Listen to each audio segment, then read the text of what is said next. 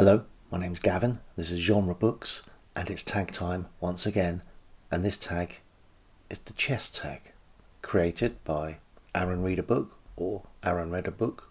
I don't think we've got to the bottom of that one yet, and I was tagged by Pat at Book Chat with Pat. There are 7 prompts, 6 about actual pieces on a chessboard, and the last about a particular move. But the first prompt is Pawn. A book about a lowly character who rises through the ranks.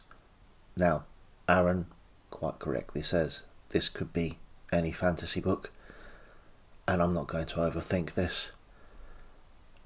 If we're talking chess and fantasy, I'm going back to a series of books I read when I was 12 or 13, and that is The Belgariad of David Eddings, a series about a character called Belgariad, Belgarian, or Garion as he is in the first of the books, and his journey towards becoming a magician. The reason I choose this series is that all the books, or the first 5 books in this series, the first cycle, all use chess terminology in their titles. So the first book is Pawn of Prophecy, the second, Queen of Sorcery, Magician's Gambit, Castle of Wizardry, and Enchanter's Endgame.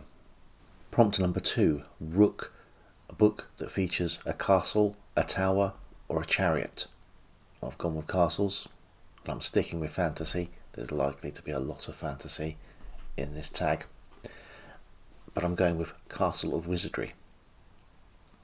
This is an anthology of 16 specially commissioned pieces by fantasy writers about castles. This includes stories by Roger Zelazny, Lawrence Watt Evans, John DeChancy, David Bischoff, Pamela Sargent, and Charles DeLint. Not heard of Charles DeLint. Prompt number 3 is Knight, a book about an animal or animals, and bonus points if this animal is a horse. Well, this animal is not a horse. The book I have chosen, and I did think about lots of westerns, because these are obviously all got horses in them, but they're very rarely a character. I did think maybe of All the Pretty Horses by Cormac McCarthy, because that has horses in the title, but it's really not about the horse. I've gone for a book by Russell Hoban called The Lion of Boaz Jachin and Jachin Boaz, and it has a lion in it. Prompt number 4, Bishop, a book that features religious characters or members of a church, and bonus points for a bishop.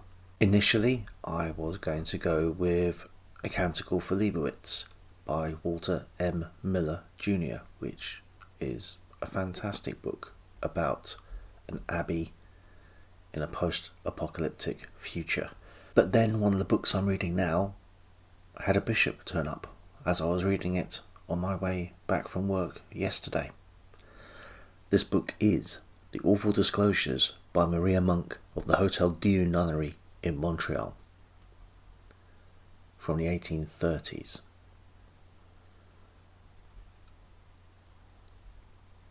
Why am I reading this book? This will all become clear in a future video. Prompt number 5, Queen, a book with a strong female character. And again, I've gone for an anthology, and not a fantasy anthology, although elements of fantasy here, but a science fiction anthology, and that is More Women of Wonder, edited and with an introduction by Pamela Sargent.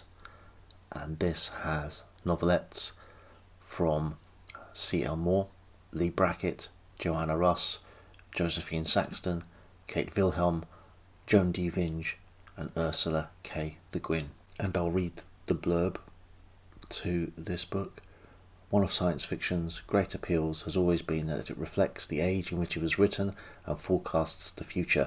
For many years, its women characters appeared only in the traditional roles of damsels in distress, wives and mothers, or occasionally tempters.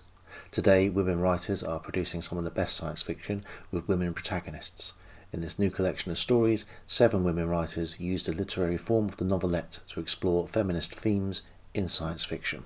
These are all great writers, and I would go as far as to say that the majority of these writers are now canonical. Back when the book was written in 1976, I would imagine some of them already were. C.L. Morley, Brackett, Ursula Le Guin. But for a book full of stories by women, edited by a woman, why do we have a cover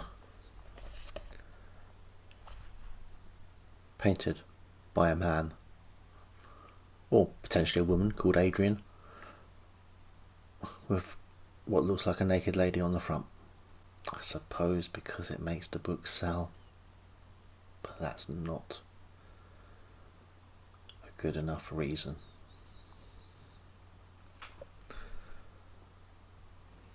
That sounds more like an excuse than a reason. Prompt number 6, King. A book about a monarch or a ruler.